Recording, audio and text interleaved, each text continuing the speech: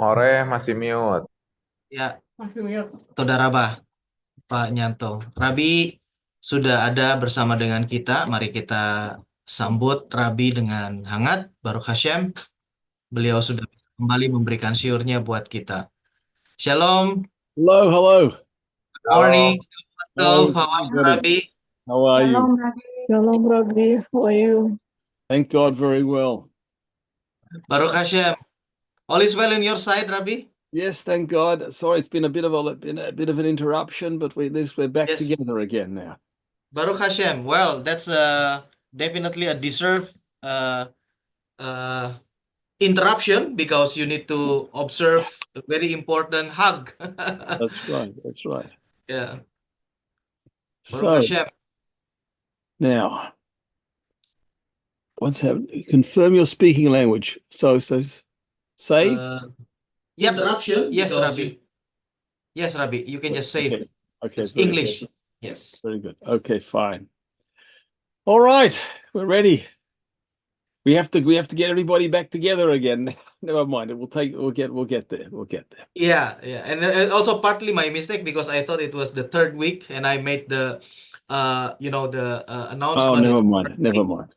But So we slowly getting there. Next week will be the third week, so it should be all right. All right, Yes. fine. All right. Rabbi. Well, I thought today I'll speak a little bit about an important idea which emerges from the last Parsha which we read on Shabbat, Parshas Lech Lecho, which means that when it talks about the idea of Hashem tells Abraham, Lech Lecho, go for yourself, to leave your country and from your place where you were born and the house of your father, and I will do special things for you, and I'll make you a great nation, and all of this. So there is an interesting question which is asked, and that is the question which is asked actually by the Ramban. Is why don't all of a sudden at the beginning of the Parsha we see Hashem is saying to Avram that if you go, I've got great things in store for you. It's very special things. But we don't hear in the Torah, in the written Torah, about what those things were. How was it that Avram deserved such a wonderful promise from Hashem? What had he done? Well, if we look at the commentaries in the oral Torah, the Midrashim and all the so on and so forth, we find plenty of material there, which says how Avram, of course, because at this stage he's still called Avram. He's going to be called Avraham later on. The beginning of the parsha, his name is Avram. We hear about how he had recognized Hashem and how he had spread the knowledge of Hashem and all of the difficult trials that he'd undergone, including being thrown into a furnace and so on. But that's also in the oral Torah. That's all in the oral Torah. And the question which is asked is, well, why is it that in the written Torah, in the Chumash, 5 books in the Bible, does it mention nothing about the background of what Abraham had done and accomplished until this time, that he should merit to such a great promise from Hashem? What is it? Anyway, so in order to understand this, it's very important to explain the special nature of the Jewish people, and of which Abraham was the first Jew. But I want to add here also the special nature of the righteous Noahide, the righteous Gentile, Chasidei Umasa'il. Now, we've spoken in the past about 2 levels of Noahide observance. One is where a Noahide carries out the commandments because they make sense to him, because of reason, personal logic. They seem to be rational. That, however, is not what that's not, however, the definition of the righteous Gentile. What is the definition of the righteous Gentile? Chasid me'umot ha'olam. What is that? Well, Maimonides says that the characteristic of a righteous Noahide is one who does the Noahide laws, carries them out, but does so because they were commanded in Torah through Moshe Rabbeinu. They were commanded by God through Moshe Rabbeinu in the Torah. That is a righteous Gentile. Because, and in fact, we might find plenty of people who are who are, let's say, carrying out the Noahide laws, but they're doing it because it makes sense to them. It makes sense to them. It seems logical to them. They have it for whatever reason, but there's no connection to Torah. In other words, it's there might be various different sources. Maybe it's from their own religious background, or from this, or from some whatever it is, or from reason, but it's not that. So that attitude is to be contrasted with the attitude. Talking about this, the lower level of Noahide observance is to be contrasted with the Jewish one, and I'm going to suggest also eventually with that of the righteous Noahide as well. Now, when a person does lives out the Noahide laws because they make sense to him, then what that is doing essentially is it's making the fulfillment of the Noahide laws dependent on the understanding of the human being. However, that is not the way in which the Jewish person was supposed to, for example, I'll speak about the righteous Noahide later, was supposed to do the commandments.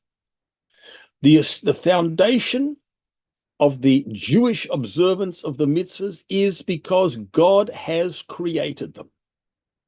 Now, in other words, it is because Hashem has chosen to give these commandments and thereby has established a special relationship with those who keep the commandments because God has commanded them. Let me explain this further. When the human being has no comparison to Hashem. That one is a creature and the other is the creator. Now, what is the foundation for the relationship between them in the terms of mitzvahs? So, basically, what can happen is that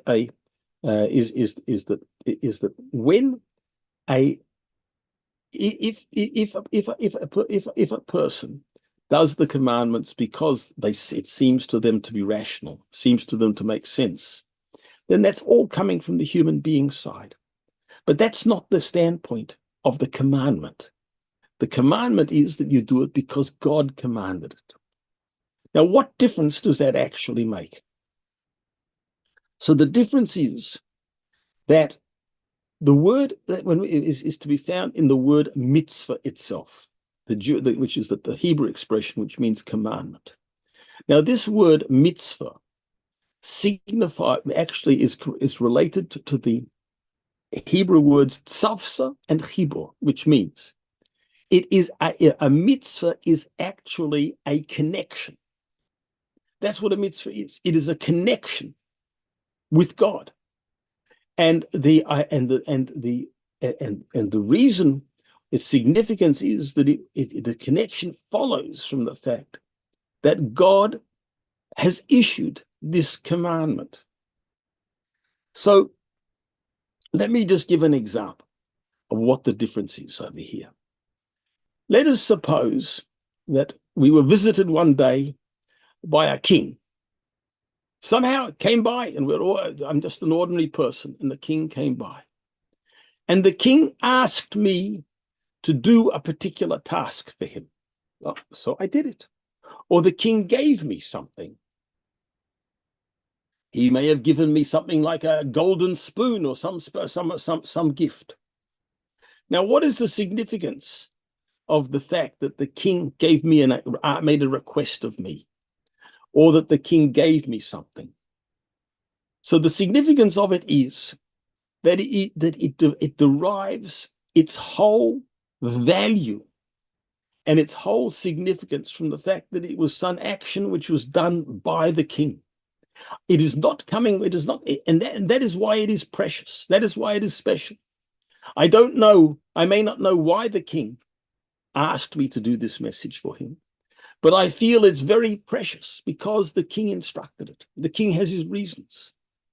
When if I'm holding a gift which I received from the king, why is it special? I could go to the shop and buy a spoon, my golden spoon myself, but it's special because it comes from the king. It comes from him. Now we're talking here about God, not an ordinary king. We're talking about Hashem.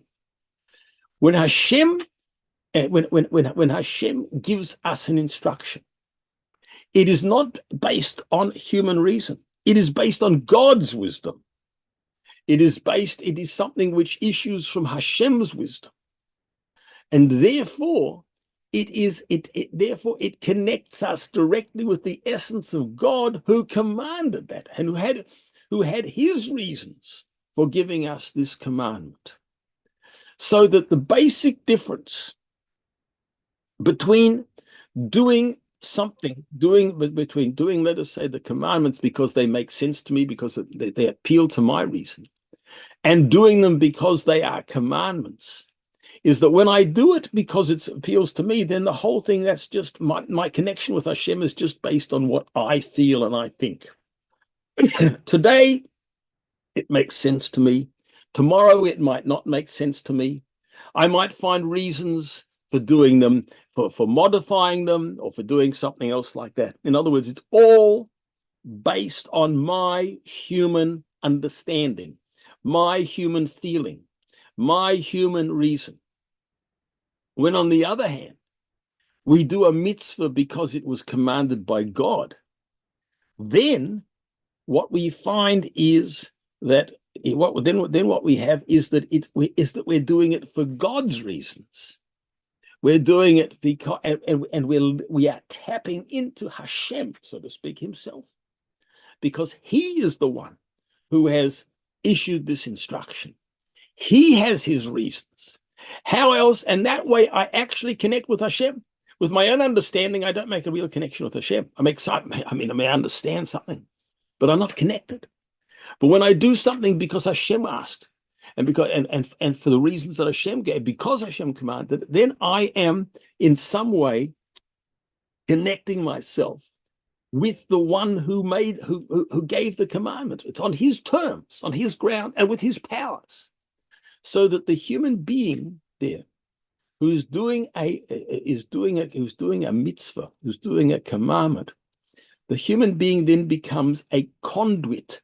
He becomes a channel for God's powers and for the God's reasons and for God's intentions and for God's consequences, so to speak, is able therefore to achieve what Hashem wanted to be achieved through this commandment. I hope I've explained that reasonably. But what I'm trying to say is that the concept of a mitzvah is a connection. It is a channel. When we do something because it is commanded by God, we make ourselves into a channel for Hashem's powers, for Hashem's purposes in the world. And that is a real connection with Hashem. We're agents. We become agents of Hashem in the world itself. So this was the accomplishment. This is to answer our original question. Why is it that the Parsha begins with the words, Hashem says, go from your country. I'm giving you an instruction. I'm not telling you yet where to go. You'll go to the country that I tell you. But be ready. Here is your first instruction: leave your country, leave your home, leave your father's house, and go to the country which I will tell you, which I'll tell you. What is that? That is an instruction. It's an essence. It's an instruction. Abraham doesn't know why he's going. He doesn't know where he's going. But the idea is that his whole stance, his whole position is that he is the recipient of a divine commandment. And that is what is essential. That's what it meant to be a Jew. And I'll come to the Noahides later. What it means to be a Jew is to be one who does the commandments on God's terms. And because we do the commandments on God's terms, and because God has told us, not because it makes sense to us, not because we understand, then we actually become connected with God, and we become conduits for God's purpose and action and powers in the creation. Now, that doesn't mean that we shouldn't understand, that understanding is irrelevant. Understanding is unimportant. Feeling is unimportant. In fact, what we find about Abraham Avinu, that he was tested over and over again on this very point. He was tested. The test which came to Avram Avinu, and particularly in the Akedah, in the binding of Yitzchak, which we'll see in this week's parsha, is to see to what extent he was ready to suspend his own understanding, his own feelings. In other words, when it comes to the Akedah, for example, you can imagine how he felt. How does a father feel? This is the only child. This is the future of Judaism. And you're telling me to take it up as a sacrifice. It's absolutely, and it doesn't make any sense. It completely contradicts his feelings. But that's what Abraham is being told to do. Is to suspend his own will, to suspend his own intellect, to suspend his own emotion, and to prepare himself just to be a conduit for God's instruction, God's will. Now, afterwards, we see that, okay, it all makes sense later on. In other words, when the commandments that we have, yes, we do think about them. They definitely convey emotions. They contain ideas, but the observance doesn't begin with the idea, doesn't begin with the emotion, doesn't begin with the understanding. It ends with the understanding. It ends with the emotion, but it starts as God's commandments, not because it starts on God's terms, not on ours. So that is why, to answer basically, that is why that is why there is no need, so to speak, for a background to Abraham's qualities in the Torah, because the reason why he is going to become a great nation is because he is the quintessential example of a person who is ready to follow God's commandment because it is a commandment. Lech lecho, go. That's it. Where? To the land which I'll tell you. You'll find out. This symbolizes this idea of the acceptance. And so that's the answer why, and this is the concept of the key relationship between the human being and the God is from God's side, that we do it because of God's will. And that gives us the true connection. Whereas if I start on the basis of whether I understand it or don't understand it, and based on that I'll do it or won't do it, then that's a relationship which is based on my limited understanding. And who knows where I'll end up. Maybe we could end up off track. People say, what about, we see that, for example, when it comes to a commandment like don't kill, most people would say, of course, it makes sense. Then you ask them, well, what about euthanasia and what about abortion? So they'll say, well, if that's different, this is different, something else is different. They start playing with it. But this is the notion that we do it because it's God's will, God's commandment. That's the meaning of the word mitzvah, connection to God on God's terms, and therefore the true connection. So I'll let you just translate that. Then I'm going to talk about how this relates to Noahides as well. Okay. Was that reasonably clear? Or Yes, yes, definitely. It's very clear, very Okay, clear. fine. Saudara. Selamat pagi Bapak Edo sekalian. Selamat bergabung dan kita kembali ke dalam kelas Taurat kita bersama Rabi yang kita kasihi dan Rabi yang sudah sangat memberkati kita, Rabi Cowen.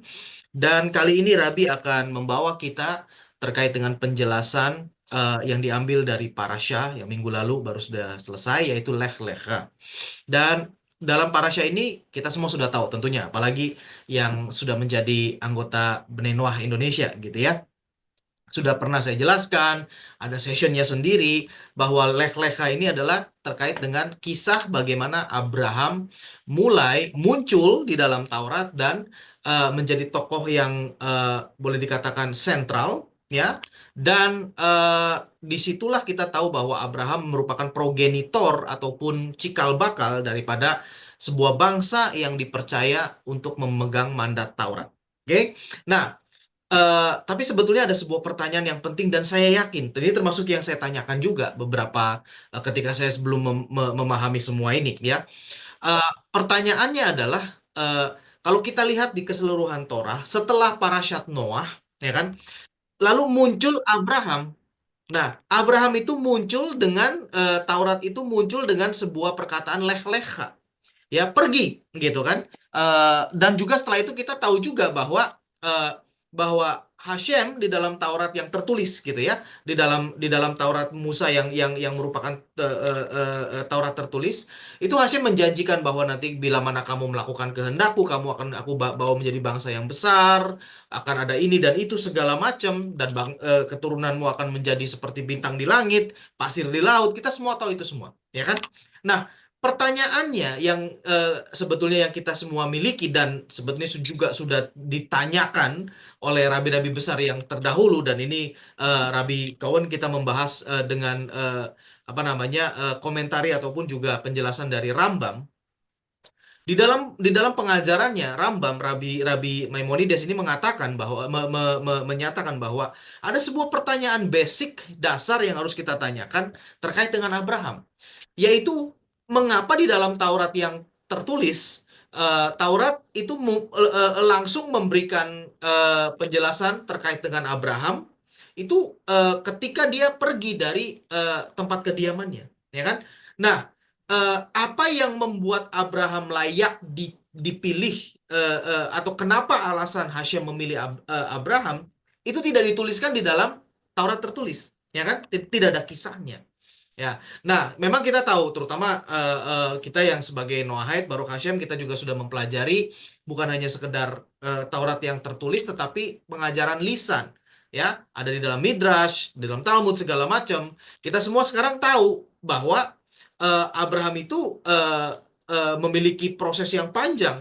Dia berumur 3 tahun sudah bisa menemukan bahwa uh, ada pribadi yang menciptakan dunia ini. Tidak mungkin pribadi ini dunia ini terbentuk begitu saja. Dan dia juga melihat, setelah dia memahami itu, dia melihat sebuah kekonyolan bahwa keseluruhan bangsanya termasuk orang tua dan keluarganya yang menyembah patung gitu kan, patung kayu yang tidak bisa apa-apa. Dan dia pun juga akhirnya bisa memutuskan bahwa ini semua kacau, ngawur, penyembahan berhala itu sia-sia, tidak benar gitu kan. Nah, itu semua kita tahu kisah di belakangnya atau sebelum Hashem menunjuk memilih Abraham. Nah, tetapi sebetulnya bukan itu yang hendak kita bahas. Rabi akan mengkontraskan dan memberikan alasan yang lebih apa namanya solid, ya, mengapa di dalam Taurat tertulis kisah awal Abraham itu tidak tercantum, gitu ya. Ini ada hubungannya dengan apa namanya terkait dengan sifat yang dimiliki oleh orang Yahudi dan Bnei Noah, tetapi yang masuk dalam kategori Hasidei Umot Haolam. Jadi bukan hanya sekedar Bnei Noah secara umum gitu ya. Karena kita tahu bahwa Bnei Noah secara umum itu adalah simple, artinya keturunan Nuh. Setiap bangsa di dunia ini adalah keturunan Nuh, ya kan? Nah, tetapi ada satu bagian yang boleh dikatakan kelompok yang lebih, bukan eksklusif, tetapi kelompok yang lebih sesuai dengan kehendak Hashem dari Bnei Noah, dari keturunan Nuh, itu adalah Hasidei Umot Haolam, yaitu adalah para saleh di antara bangsa-bangsa. Nah, saleh di antara bangsa-bangsa dengan Yahudi, karakteristiknya itu sama. Nah, Bapak Ibu sekalian, pahami di sini ya. Orang yang saleh di antara bangsa-bangsa, Bnei Noah, keturunan Nuh, yang masuk kategori Hasidei Umot Haolam, memiliki karakteristik yang sama dengan orang Yahudi. Nah, itu pemahamannya. Ya. Nah, jadi kita bahas dulu nih.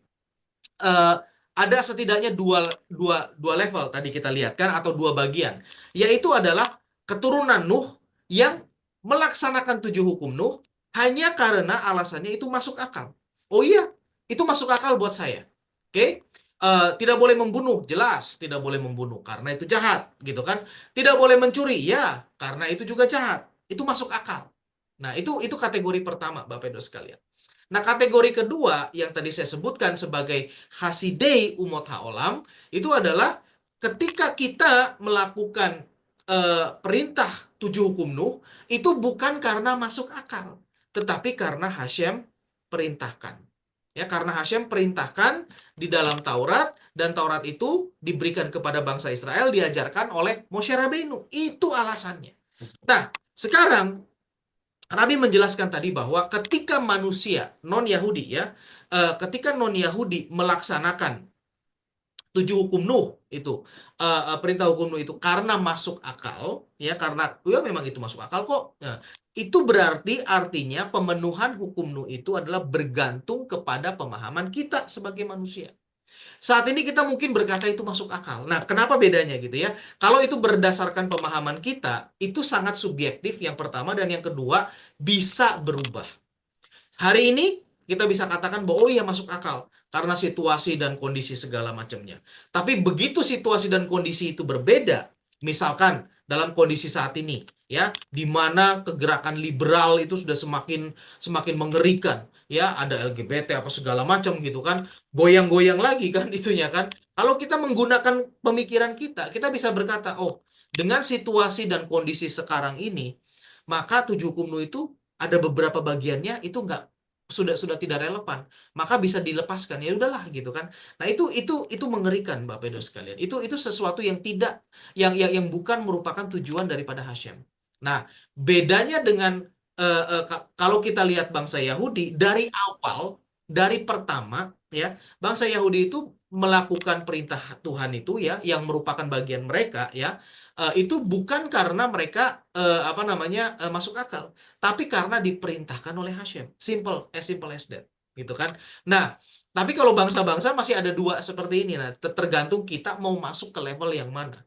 Kita boleh aja, silakan, itu kan free will masing-masing. Kita tetap ada ya, yang penting masuk akal. Ya, tapi itu bukan merupakan keinginan Hashem, bukan merupakan intention atau keinginan Hashem yang paling tinggi gitu, bukan buat kita.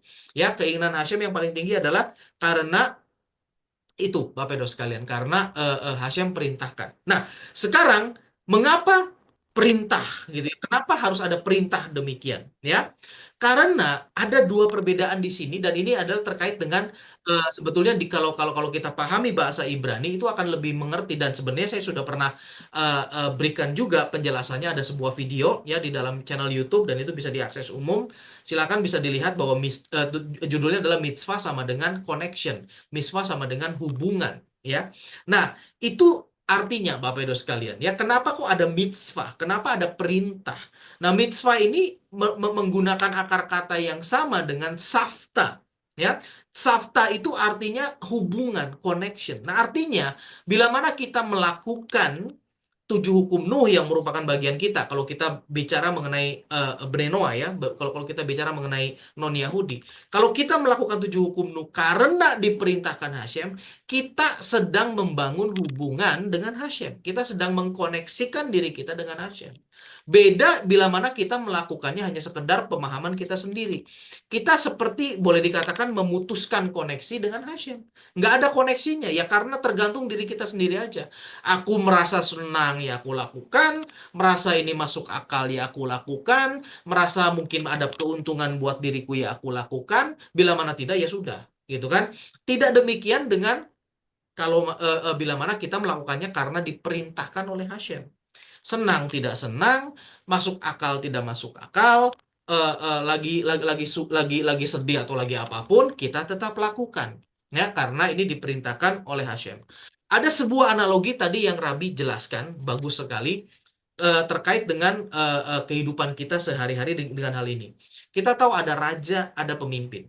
Ya kan, ada kalau di konteks di bangsa kita itu adalah presiden, pemimpin, apapun lah, gubernur, orang-orang yang memiliki kedudukan. Ya, kita pasti secara normal, kalau kalau orang normal gitu ya, kita akan menghargai posisi demikian. Nah, bila mana dia, siapapun itu ya, kalau kita ambil contoh raja misalkan gitu ya, raja meminta kita, menyuruh kita melakukan sesuatu, pasti walaupun yang disuruh itu simple, yang sederhana, kayak misalkan sesederhana mengambil minuman untuk si raja, kita akan merasa bahwa wow, aku terhormat sekali. Ya kan? Raja tiba-tiba datang gitu kan, misalkan lagi ada kunjungan kemana, ketemu dengan kita, dia punya pengawal, dia punya apapun gitu ya, dikelilingi oleh para pejabatnya, tapi ketika dia mau minum, dia meminta kita, meminta saya, meminta Bapak Ibu sekalian, siapapun gitu ya konteksnya. Tolong dong, ambilkan aku minum, tolong dong ambilkan aku botol di sana. Sesederhana itu kita akan merasa sangat terhormat. Pasti, kalau orang normal, gitu kan. Nah, juga demikian halnya dengan bila mana raja memberikan kepada kita sebuah benda. Nggak usah yang aneh-aneh, yang limited edition, yang apa gitu. Nggak. Simple sendok gitu, misalkan tadi Rabi katakan demikian kan. Sendok yang sebagai souvenir, sendok emas gitu kan, diberikan kepada kita, itu pasti harganya, value-nya ya, nilainya itu jauh lebih di atas daripada sendok emas yang bisa kita beli. Mungkin sendoknya sama yang kita bisa beli di toko gitu, sendok perak atau sendok emas gitu ya. Nggak ada bedanya. Nah, tetapi karena ini diberikan oleh raja, pasti memberikan nilai lebih. Dan kalaupun kita semua tahu, kalaupun kita kalaupun kita simpan itu dan kita bilang bahwa ini dari raja, ada buktinya gitu ya bahwa ini dari raja, itu kita pasti bisa jual di harga yang lebih daripada harga pasarnya. Secara nilainya kan begitu kan. Nah, demikian juga dengan mitzvah, Bapak Ibu sekalian. Ya, mitzvah kalau kita tahu bahwa ini adalah, kalau kita sadari ya bahwa ini adalah diperintahkan oleh Hashem, raja di atas segala raja, sang pemilik alam semesta ini, kita akan merasa terhormat untuk melakukannya, Bapak Ibu sekalian. Pemahamannya itu harus sampai ke situ, gitu ya. Ya, memang mungkin kita bisa mengerti bahwa oh ya, membunuh itu buruk, mencuri itu buruk, tetapi ditambahkan dengan fakta. Tadi itu kan, sendok itu biasa, tapi ditambahkan dengan fakta bahwa ini diberikan oleh Hashem, diberikan oleh raja itu tadi, nilainya kan akan berbeda, gitu loh. Nah, jadi itu Bapak Ibu sekalian, mengapa penting dan mengapa yang Hashem inginkan adalah kita melakukan sebagai Bnei Noah, sebagai non-Yahudi, melakukan perintah itu bukan karena masuk akal saja. Bukan hanya karena, oh ya itu baik. Tidak. Tetapi karena diperintahkan oleh Hashem. Ya. Nah, jadi dengan demikian, ya, kita melakukan itu bukan karena pemahaman kita. Kita melakukan itu oleh karena alasan yang Hashem miliki. Pasti Hashem itu memiliki alasan, memiliki memiliki tujuan tertentu ketika memberikan perintah, baik perintah kepada orang Yahudi maupun perintah kepada non-Yahudi. Ada yang ingin dicapai, Bapak Ibu sekalian.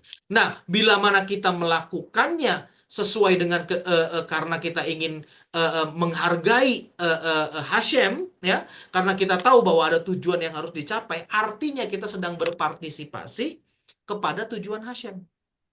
Ya kan? Nah, jadi kita menjadi channel, kita menjadi agent, tadi Rabi katakan, untuk rencana Hashem di dunia ini. Ya. Nah, jadi Bapak Ibu sekalian, ini sebetulnya menjelaskan mengapa demikian, mengapa mengapa parasyah Lech Lecha itu dimulai dengan Lech Lecha, gitu kan? Kenapa? Karena sebelum Lech Lecha itu adalah Abraham dengan pemahamannya sendiri. Oh, aku lihat ini, itu tidak salah. Dan itu memang harus terjadi, Bapak Ibu sekalian. Sama dengan kita juga, ya kan? Kita juga mempertimbangkan, oh kenapa ini begini ya? Mempertanyakan, kok yang ini kok begini ya? Coba kita lihat dengan Taurat deh. Nah, itu kan semua dari diri kita gitu kan. Nah, tetapi setelah kita sampai kepada pemahaman, setelah kita sampai kepada keputusan, oh oke, ada Hashem, ada kebenaran yang harus kita pahami, kita harus bisa menjadi seperti Abraham yang berkata bahwa oke, sekarang aku melakukan semuanya karena Hashem perintahkan. Ya, seperti itu Bapak Ibu sekalian. Jadi bukan berarti bahwa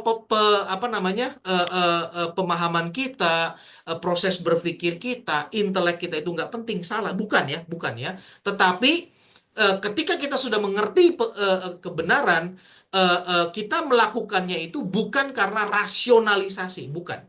Ya, tadi Rabi berkata bagus sekali bahwa mungkin akhirnya kita akan sampai kepada pemahaman, tapi bukan awalnya. Ya, jadi justru setelah kita memutuskan, ya sama seperti Abraham setelah dia memutuskan, itu adalah sebuah awal yang baru, yaitu kita mulai kehidupan kita semua dengan pemahaman apapun yang kita lakukan, mitzvah yang kita lakukan karena Hashem yang perintahkan.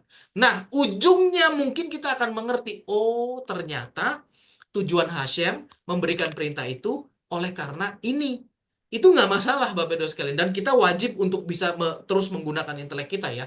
Tapi jangan menjadi dasar. Jangan menjadi sebuah alasan utama kita melakukannya. Kenapa? Karena kalau kita melakukannya dengan pemahaman kita bisa berujung kepada akhirnya ini mah enggak. Ya kan tadi kan di awal kita jelaskan bahwa mungkin karena situasi dan kondisi yang sudah berubah apa segala macam, kita jadi berkeputusan ya udah nggak relevan lagi. Padahal tidak demikian. Ya, jadi sekarang kita paham kenapa cerita atau kisah Abraham awalnya itu tidak dituliskan, karena yang Taurat mau sampaikan kepada kita adalah pemenuhan perintah itu karena Hashem perintahkan. Abraham saja dites berkali-kali, ya kan? Sampai ada para bijak menjelaskan ada sekitar 10, ada total 10 tes yang diberikan kepada Abraham. Dan yang terakhir adalah ketika dia diperintahkan untuk mengorbankan Yitzhak, ya kan? Itu berlawanan dengan logika dan pemikirannya. Bayangkan kita dari posisi Abraham, janjinya akan menghasilkan keturunan, tapi anak yang satu-satunya yang dari Sarah itu harus dikorbankan. Itu gimana coba? Ya kan? Pasti itu semua di luar daripada nalar. Nah, disitulah tes bagaimana Abraham benar-benar mau tetap melakukan perintah Hashem, mengesampingkan saat itu nalarnya, gitu kan? Tetap Hashem percaya kepada Hashem. Nah, tapi jangan berkata juga bahwa oh, berarti aku juga harus memiliki tes seperti itu. Enggak, benar sekalian. Kita bukan Abraham. Dan tes itu kita lihat pun juga kan hanya kepada satu orang. Bahkan setelah itu nggak ada tes seperti itu lagi. Nggak ada ujian seperti itu lagi. Jadi jangan mencobai diri, dan jangan menganggap bahwa oh, nanti kita akan seperti itu juga. Enggak. Ya, kita sekarang paham sampai dengan saat ini. Over to you, Rabi. Thank you. So now I want to connect this with the Noahides. I did mention a little bit about the idea of the righteous Noahide before, but I want to elaborate that point now. So we've said till now that the performance of commandments, because they are commandments, tzivuyim, as we say in Hebrew, is a very special thing, and that is the hallmark of the Jewish people in their conduct of Torah mitzvahs. They do it because it has been commanded by Hashem. And of course, when did the Jewish commandments begin? They began at Har Sinai, at Mount Sinai, 3,300 years ago. Now, what do we find with the Noahide laws?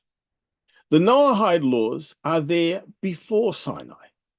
They are there from the very beginning of the creation. Adam Harishon had 6 commandments, and the 7th, as Rambam explains, was given to Noach after the flood, when the human being was allowed to eat meat. So Eva min achai, that became relevant only when humanity in general became permitted to eat meat. You have to know that you're not allowed to consume the limb of a living animal. So the Noahide laws were around for a long time, almost 2,000 years before the Torah. In fact, they were there for more than 2,000 years, because they were there for more than 2,000 years before the Torah was given. What is the difference between the laws which were given between the Noahide laws before Sinai and after Sinai? This is a very important point, and it's also brought out by the Lubavitcher Rebbe. The difference is that when at Mount Sinai, Hashem repeated the Noahide laws. Hashem reiterated them, and this has various consequences in halacha. For example, any commandment which is not repeated at Sinai does not apply to the Noahides. It applies only to Jews. I'll give you one example. The mitzvah, for example, of Pru Uravu, which was said to Adam, that is a commandment which was that is a commandment which was not repeated at Sinai. Therefore, the Noahides had a mitzvah of Pru and Ravu, just like the Jewish mitzvah, all the way up to Sinai. But since it was not repeated at Sinai, I mean, because it doesn't happen again after it's there with Adam. It's not mentioned subsequently. Therefore, the commandment of having children applies with all the conditions. You have to keep on going. You have to have a boy and a girl, and all of these different things. That's a Jewish commandment. A Noahide is not obligated to fulfill this mitzvah. If a Jewish man does not get married, he has not fulfilled a mitzvah of the Torah, because you can't have children if you're not married. But if a Noahide doesn't get married, doesn't have children, is not transgressed, even though it's good and appropriate that there should be people, and it's understood that in the Noahide world there should be children.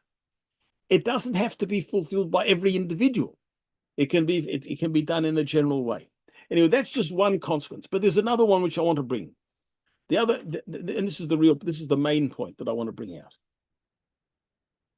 When Hashem gave the Torah at Sinai and included in this the repetition of the Noahide laws, that meant that Hashem gave a new power into the commandments themselves.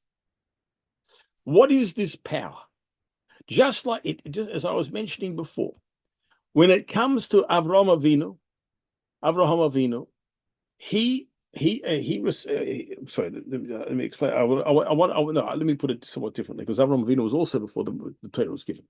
But we spoke about the concept of a mitzvah means that this now is a commandment of Hashem. It is a connection to Hashem, and the person who fulfills the mitzvah is channeling God's koyach into the creation.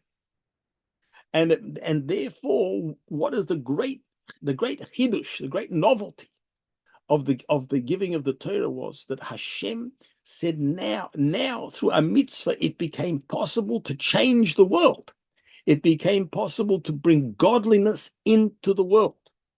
So before the Torah was given, even though you had the Noahide laws and you had the Avot, you had the Abraham, Isaac, and Jacob, all of whom knew the Torah in advance, but they couldn't change the physical world. The physical world was not altered by the fulfillment. What they could do is they could elevate a human being, but to bring godliness into the world that's as such, and to transform the world into something godly, that was not possible. When the Torah was given at Sinai, Hashem said, I'm giving you commandments, but these commandments will also channel a divine power, transformative power into the creation, and will eventually make this world into something which can express the divine. Now, I'd just elaborate this point for a minute. What is it? What do I mean by that? You see, there are two things here. when we speak about having an orderly society, people have all sorts of jobs. People drive buses, people work in IT, people do build roads, engineering, people are garden, people have farms, all different things. All of this is constructive, good activity, provided it's done in a moral way. It makes the world harmonious. It makes the world civilized. But it doesn't make the world godly. The goal is, if the purpose of creation is that we should see in the world godliness. Now, when godliness is there in the world, we'll have all the things, all of the material benefits, the roads, the food, the community, everything will be fine. But that will be an outcome of the fact that there is revealed godliness in the world. And the function of the mitzvahs, which were given at Sinai, are not therefore simply to make sure to maintain the world. It's more than maintain the world. It's to bring godliness into the world. And the mitzvahs at Sinai, which were given by God at Mazon, had this unique power for the first time that a commandment can alter the world. Now, how does this relate to the Noahides? And this is a very interesting point of the Rebbe, the Lubavitcher Rebbe. It is as follows. He says, we know that a Jewish mitzvah has a power to achieve what we call a birur. A birur means a refinement and a transformation of the world, bringing godliness into the world. And the Rebbe adds, very interesting, he says, when the Noahide laws were repeated at Sinai, therefore they also have this power of refinement of the world. They can also, it's not just maintenance, they can also draw godliness into the world. So here we have a very important point. We were saying, and so let's go back to Maimonides, to the Rambam's criterion for a righteous Noahide, a pious Noahide. He says, what is a pious Noahide? A righteous Noahide. Chosid me'umot ha'olam. This is a person who does the Noahide, carries out the Noahide laws because of the commandment, because they were commanded by God to Moshe in Torah. Now, this is, in my opinion, this is extremely important. What this does is this puts the Noahide in the same class, so to speak, the righteous Noahide in the same class as a Jew, in the sense that their commandments, when they do it with this attitude, this is very important, they have to do it. It's not just that there are people out there doing Noahide laws, they're not stealing, they're not killing, but they don't have the power because they are not doing it as a tzivui, as a commandment. And I would like to suggest that when Noahides, therefore, since the Torah was given, and do it because it's a command, then they also have this power also to share in the what's called avodat habirurim, the service of the refinement of the world and channeling the divine into the creation. In other words, it's not just we're doing it's not just a world maintenance job. It's actually God's channeling God's powers into the creation itself. So that's the basic point that I want to make. And I found this. I mean, I'm elaborating because in this Sikha, in this talk, the Rebbe says he contrasts. The Rebbe points out that there is a difference between the righteous Gentile and the one who does it just because it makes sense. But he doesn't elaborate that point. But I know from other places in the Rebbe's writings that he definitely has this view also that when the Noahide operates on this higher level, then it's a different story. It's a different story altogether. So therefore, this concept of tzivui, of connection, and the ability to channel divine powers into the creation, and to do things with God's power, not just with human strength and human ability, this is something which relates also to Noahides. But this is why we have to. This is why it's very important for the Noahide to know what a righteous Noahide is. because because the question was actually, the Rebbe did ask the question, we're reaching out to the non-Jewish world. Should we mention also this idea that they should do it because it's a commandment, or is it sufficient? It's a very practical question, because, for example, we're dealing with lots of Christian leaders. In some, you might say it's, as a first stage, it's good that they should just know that there are these universal laws. Do we have to tell them straight away that they have to do it because it's commanded in Torah? They might not be ready to hear that. They might not be ready for it.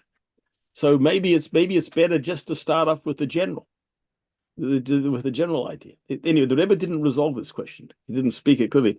But as I understand it, at some stage, we must bring this point out, because the ultimate purpose in creation, the whole idea of bringing godliness into the world and transforming the world, this is a job we need the Noahide world. The Noahides have to be involved in this also, and this will come particularly with. The Jewish people have been doing this all for their whole history, but why not harness the power of the Chasidei Umas Ha'olam also to contribute to this service of transformation, which comes from the tzivui, the commandment, because they know it's a commandment, and therefore they lock into it. Anyway, I just wanted to bring that point in, because I think it's a very important point. It shows really how the Jewish people and the Chasidei Umas Ha'olam are true partners in this service. Anyway, it also explains why it's a good thing for Noahides to take on extra where it's permitted, because when they understand when it's being done to draw close to Hashem. In other words, obviously we know that there are limitations on what can be done and what can't be done, but and people can sometimes want to take things on for the wrong reasons and take on things which they shouldn't. But at the same time, when we understand that the ultimate goal of creation is that everybody should know Yud Kei Vov Kei, everybody should know Hashem himself, and that this is something which requires that higher level of consciousness, that greater closeness to God, that great deeper connection. And there will always be differences between Jews and Noahides. There always will be differences, but at the same time, one has to appreciate what the scope and the range for a Noahide is. It's very great, very important. Anyway, I just want to make that point. So I'll leave it at that. Okay, Rabbi, Toda Rabbah, very, very clear and really encourage us, and definitely we know right now that our situation, our position, we also the partner, the channel of Hashem in refining and rectifying this world. Baruch Hashem. Baik, Bapak Ibu sekalian, kita sekarang masuk ke dalam lebih lagi terkait dengan peran kita sebagai Noahide, gitu ya. Seperti apa? Nah, Bapak Ibu sekalian, seperti tadi disinggung di bagian pertama bahwa orang Yahudi semenjak di Sinai, ya, setelah di Sinai itu pemenuhan perintahnya itu sudah pasti berdasarkan daripada ketika mereka melakukan perintah itu bukan karena mereka suka, bukan karena masuk akal, bukan karena apapun gitu ya, tetapi karena memang itu diperintahkan oleh Hashem.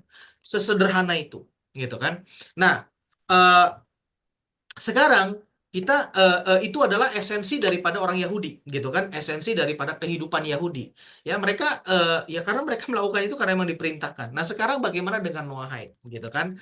Nah secara fakta kita harus tahu dahulu bahwa orang Yahudi itu mulai ada dan mulai melaksanakan kewajibannya itu semenjak di Sinai dengan posisi bahwa itu tadi diperintahkan oleh Hashem, ya kan?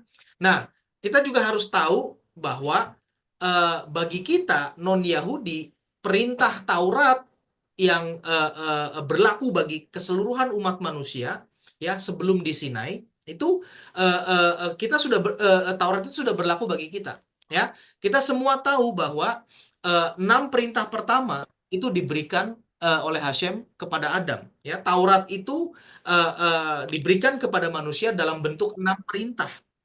Ya kan? Kita sudah ada dan saya juga nggak akan ngambil waktu lebih banyak. Semua sudah ada di dalam YouTube channel. Judulnya adalah Taurat bagi bangsa-bangsa. Ya, 6 perintah pertama dari Adam. Lalu terjadi peristiwa air bah, kita semua tahu Nuh yang dipilih oleh Hashem.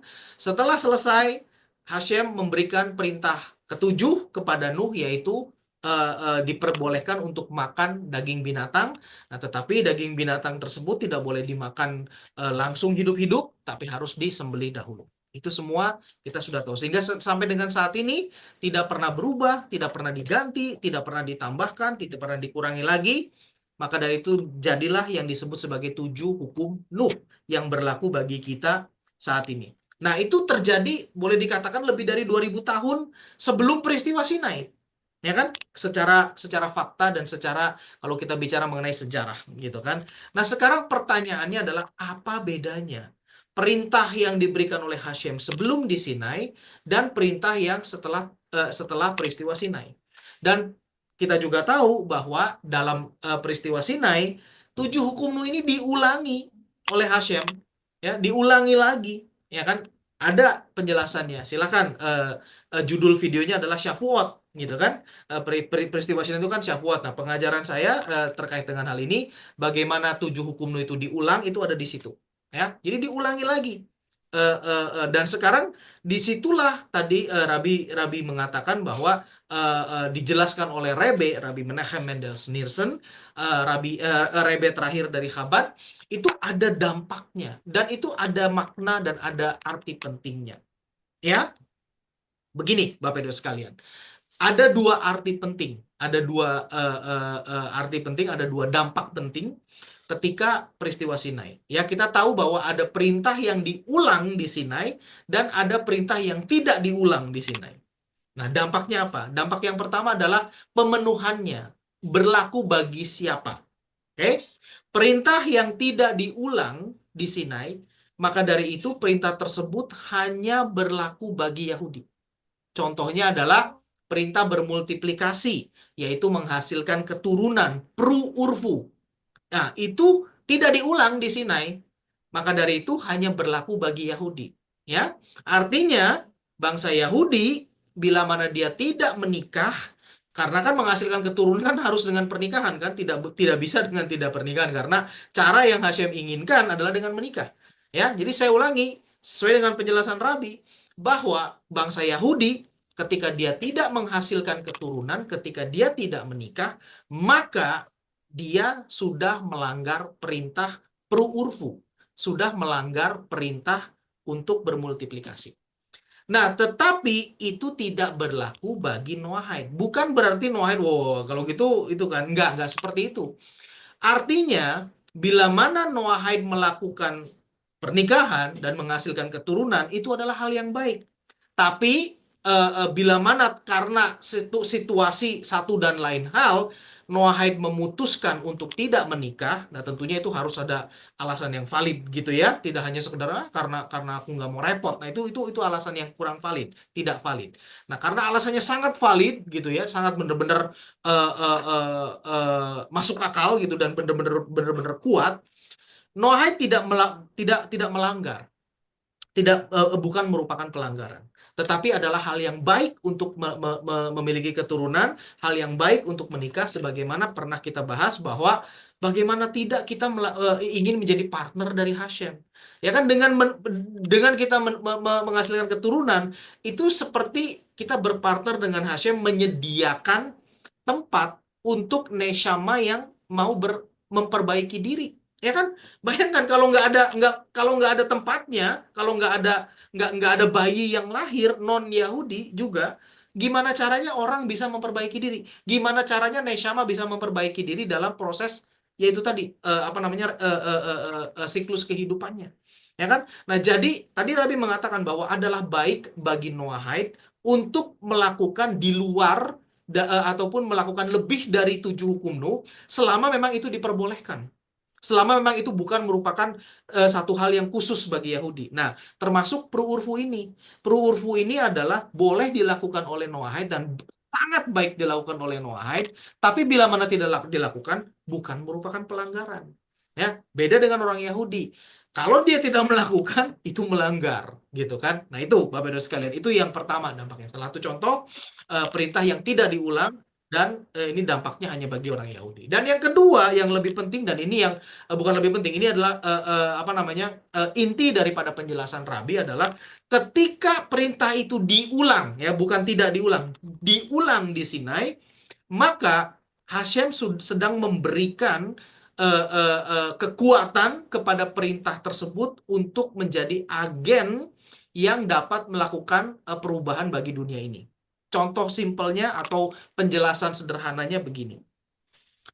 Perintah tadi kita paham bahwa 6 perintah pertama diberikan kepada Adam, ya kan? Dan setelah peristiwa air bah ditambahkan 1 menjadi 7 hukum Nuh. Dan itu berlaku setelah air bah sampai dengan saat ini. Dan kita kalau kita bicara sampai dengan sebelum Sinai, perintah itu hanya bermanfaat bagi si pelaku, tidak akan berdampak kepada dunia. Oke, saya ulang. 7 hukum Nuh sebelum sebelum peristiwa Sinai terjadi, maka itu hanya akan berdampak pada diri pribadi masing-masing, tidak bisa melakukan atau tidak bisa memberi dampak kepada dunia.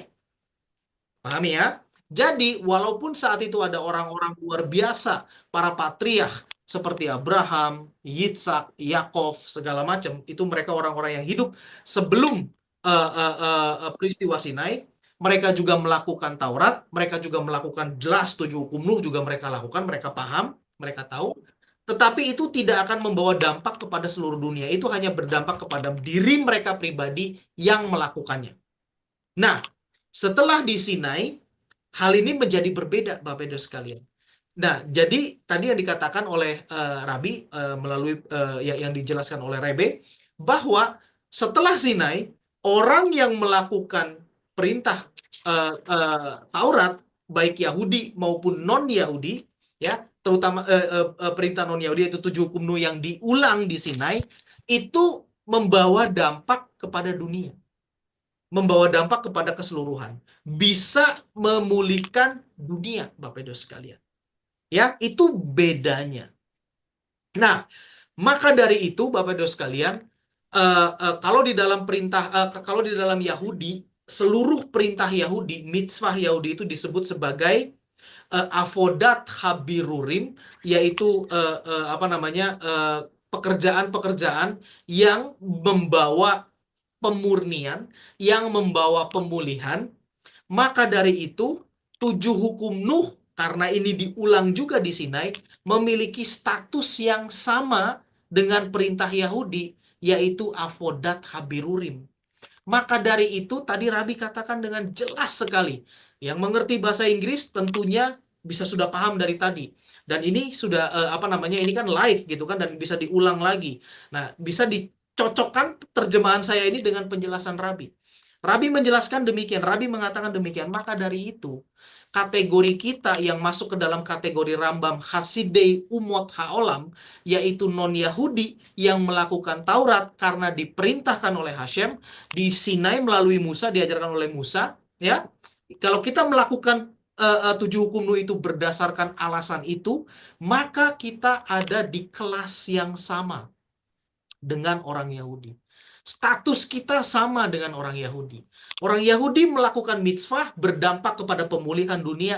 Kita pun kalau kita melakukan dengan pemahaman seperti itu, bahwa ini adalah perintah Tuhan, diperintahkan di Sinai melalui Musa, kita juga ada di kelas yang sama, di level yang sama. Kita melakukan mitzvah bisa berdampak buat dunia. Silahkan dicek dengan penjelasan Rabi. Apakah ini saya apa namanya mengada-ada atau benar-benar terjemahannya demikian, ya. Saya nggak ada kepentingan apapun, saya tidak sedang ngejual apapun, tapi ini fakta yang Rabi sendiri katakan. Jadi kita itu kalau kita melakukan perintah Tuhan, 7 perintah hukum itu dengan pemahaman demikian, kita itu ada di level yang sama dengan orang Yahudi. Orang Yahudi diberi tugas untuk memurnikan dunia dengan melakukan mitzvah. Kita pun bisa berpartisipasi dengan melakukan mitzvah kita 7 hukum Nuh dengan pemikiran yang demikian.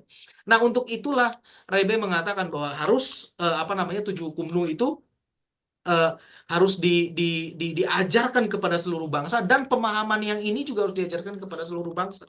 Kenapa? Karena pada akhirnya ya seluruh bangsa ini harus dipulihkan gitu kan, seluruh dunia ini harus dipulihkan, dan partisipasi kita non-Yahudi terhadap pemulihan dunia itu juga harus terjadi, Bapak Ibu sekalian. Ya, dan saya percaya ini bisa dipahami sangat-sangat jelas, dan sehingga saya harap ketika kita mulai dari saat ini lebih jelas lagi, sehingga ketika kita melakukan mitzvah kita 7 hukum Nuh, kita melakukannya dengan pemahaman yang tadi, sehingga apa yang kita lakukan itu bisa berdampak bagi dunia kita, bisa memurnikan, bisa memulihkan dunia kita, Bapak Ibu sekalian. Baruch Hashem, luar biasa ya. Over to you, Rabbi. Well, I think I have to stop now, but very good that we're back together. Yes. And please goodness, next week we'll meet again. Thank you. Baruch Hashem. Toda Rabba, All Rabbi. See you All the again very next best. week. Shavua Tov. All of Shalom. this. Toda Bye. Rabba, Rabbi. Toda All of Rabba, this. Rabbi. Thank you. Udah Rabi. Baik, Bapak Ibu sekalian, luar biasa ya. Jadi sekarang kita memiliki pemahaman yang lebih solid lagi, ya. Enggak lagi kita berkata bahwa kita ini kelas 2 ataupun yang apapun, enggak seperti itu. Dengar sendiri dari labinya bahwa bila mana kita memiliki pemahaman yang benar dalam melakukan 7 hukum Nuh, sekali lagi saya ulangi, kita melakukannya karena diperintah Hashem di Sinai melalui Musa. Nah, dengan pemahaman itu ya, maka kita memiliki status yang sama dengan orang Yahudi, yaitu menjadi agen pemulihan bagi dunia ini. Baruch Hashem. Terima kasih Bapak Ibu sekalian sudah bersama, dan silakan kembali kepada aktivitas, dan kiranya Hashem menyertai kita senantiasa, dan Hashem memberikan minggu yang baik, parnasa yang baik, kesehatan yang baik, keluarga yang baik untuk kita semua. Baruch Hashem. Sampai jumpa lagi minggu depan. Shalom Aleichem. Assalamualaikum. Sampai jumpa. Toda Rabba, PM. Saudara Bang More.